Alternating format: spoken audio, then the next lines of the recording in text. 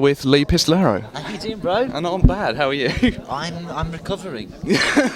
I never thought like that there'd have to be like a sweatbox gig in a Starbucks.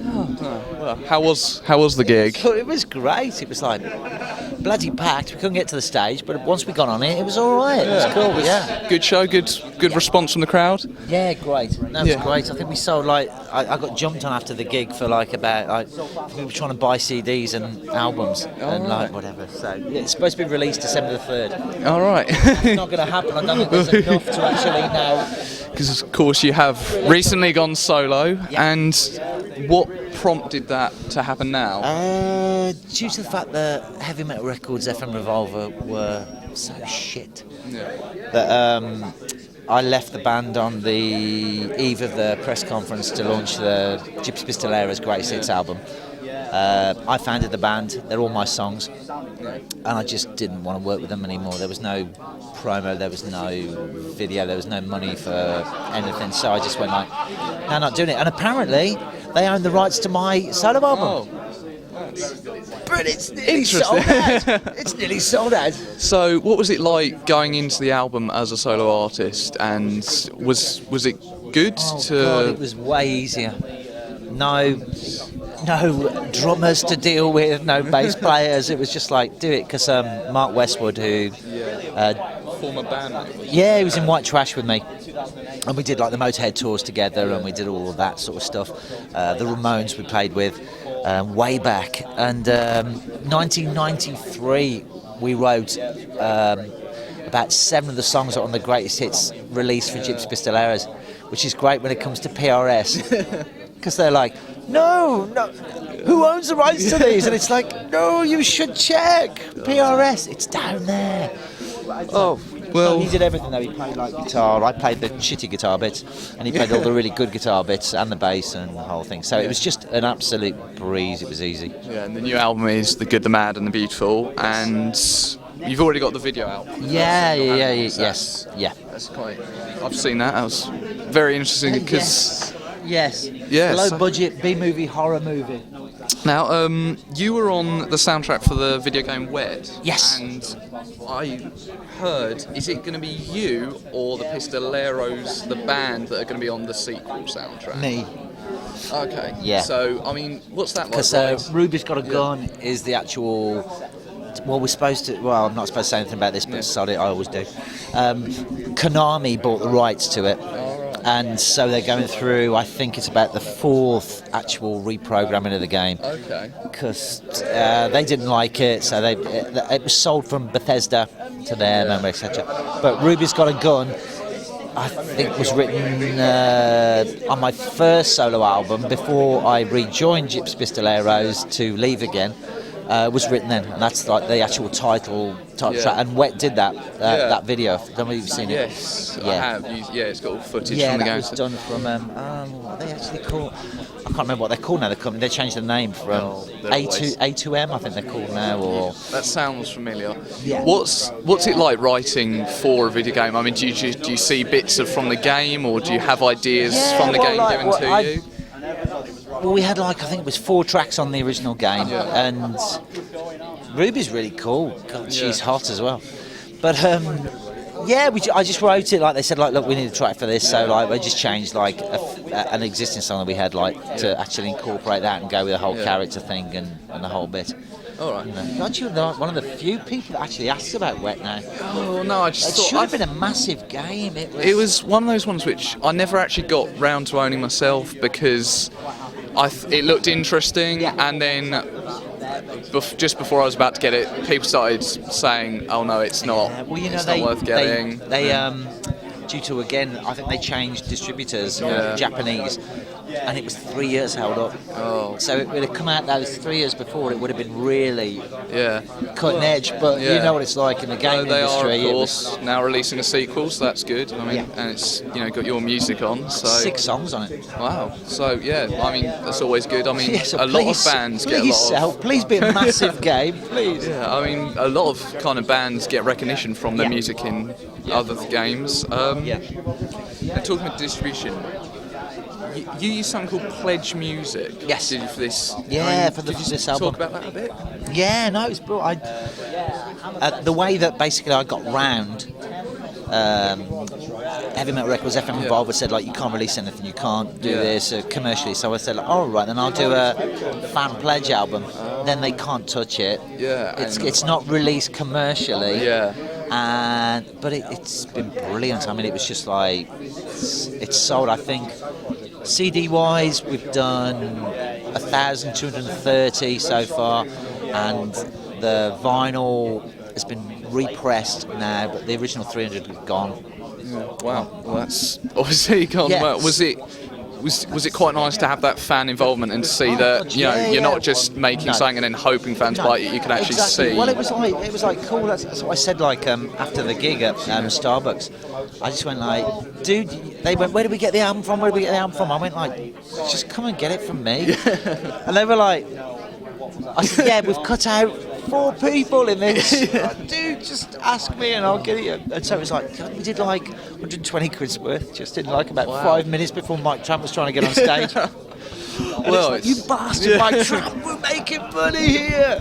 Well, it's nice to see that fan support, obviously. Exactly. But that's how it's going. Yeah. Record labels detest it. They've got no power anymore. They can't control anything. And it's like with why now Heavy Metal Records expected us to pay for the album, to record it, to release it through them. They're all our songs, they're all whatever. They take the cut and you get 80 pence per album. Wow. Considering they charge a minimum of about £10. And what are they doing for it? Nothing. It's not even in the shops. No. It's sitting in a warehouse waiting for somebody to go into a record store to order it. Wow. So I went like... Same with Cargo. I mean, Cargo was a way better deal distribution-wise, but I felt like, well, why the hell am I going to send all of these to ship them to your warehouse for you to take a cut for no promotion? You're not putting anything into it. It's like, sod it, I'll do it on eBay. And the thing is, it's nearly sold out now, so it's like, hold on, I'm making money. What's going on here? Dude, I'm making money on this. Well, it's nice that those options are now open to musicians. There's a lot more kind of... Because, I mean, I know there are several other sites doing a similar thing to pledge music, and a lot more bands nowadays who perhaps don't have the massive mainstream commercial hit can go, well, I'm just going to let my fans fund the album, which... the only sort of downside to it is you're not going to get like your album sales, and you're not going to get... But then again, the charts are freaking rigged. It's like, you give all your albums away Universal, you know, to get storefront, front, like, you know, like window displays, and the bands get shit all anyway. And it's like, well, you know, better that you can actually go and say, well, actually my fans are the ones who have fully gone for this. I said, like, dude, this is your album as well. You know, like, fantastic. And thank God they're back, because that would have been... There is that point where you go, oh, dude, what if no one pledges anything? Because I will look the biggest tosser in the world, especially after leaving a record deal, suppose, you know, whatever record label it is, because bands are just clinging on to these record deals, and it's like, it's a name, dude. It's like just punching Gypsy Lee Pistolero on eBay and you can buy it. But people still are like, what? Well, it's a pretty... And I said, dude, I'll sign it for you as well. And then well, it's a pretty radical idea to just have, you know, your musical idol come up to you and say, look, do you want this album? Yeah. So, how's the tour been for you so far? I mean... I've done this. I'm playing Carl Barrett's club in London on the 14th of December from the Libertines. Yeah, that's the Barfly, right? Yeah. So, I mean, that's with the Jubilee Club. Yeah, so you're looking forward to that? Yeah, it's me and Mark again. We're just doing like... I could have got like a full band together for this, and we were going to do it, but it would have been really weird with the Pistoleros already on that slot, and it would have been like blown up to shit. But we had like the whole of I don't know, you know, Arena, the dog band. Sounds familiar. Yeah, they're massive in Europe, and they do like that. But and then muso-wise, they're and they were going to like back me. On it, and it was like.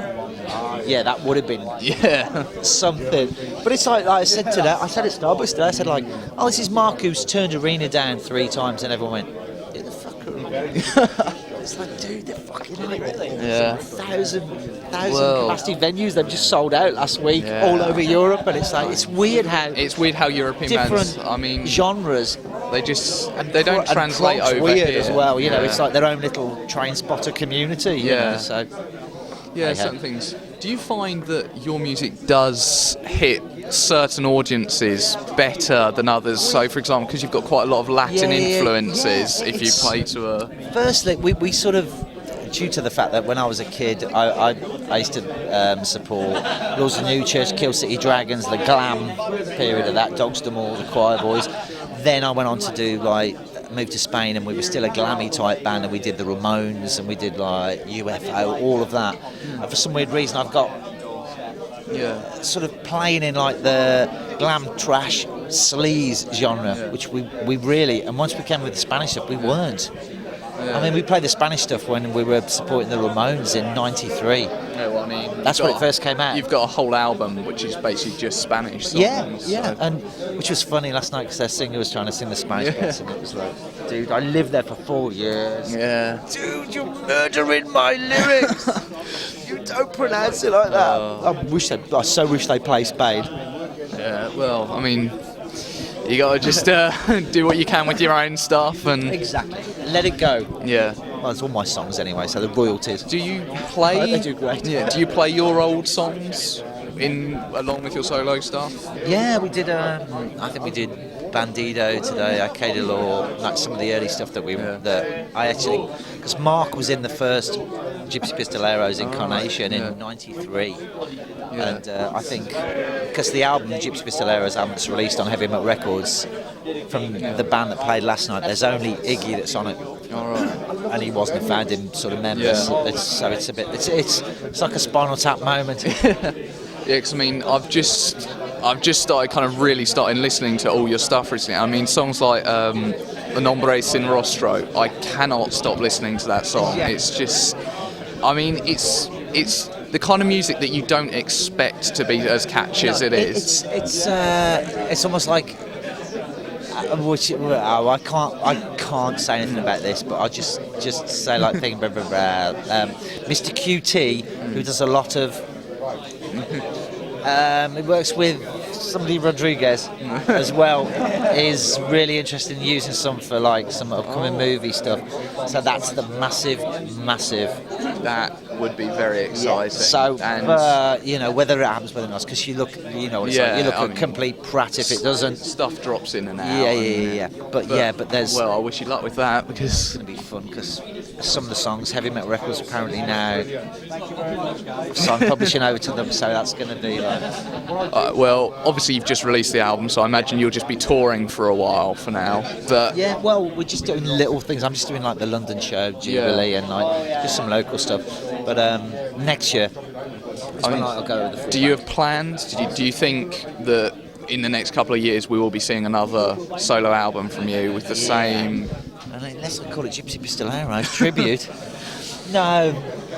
Yeah, no, I'll come out. We're going to do very much Tino and the Tarantulas along that sort of vibe. And we're going to go that way with the next album, which is going to be very more so Spanish. Yeah.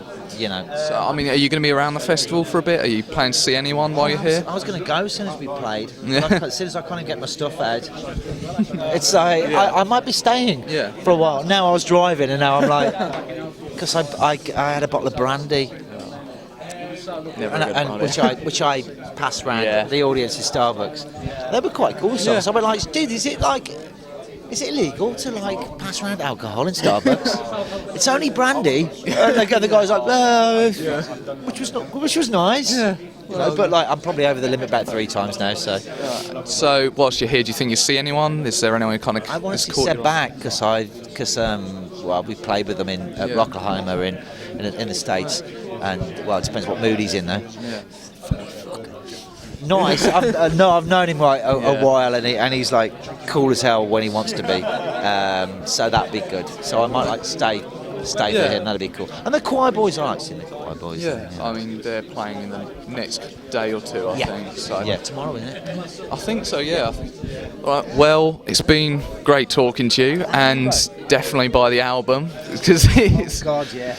But if you can get hold of it. If it's still around, then probably be a collectible within the next one. Well, the red splatter vinyl. Is that gone already? Because I saw that up there. There's 37 left, and that's after initial 300 went. We pressed another 500, and there were 37 left. Wow.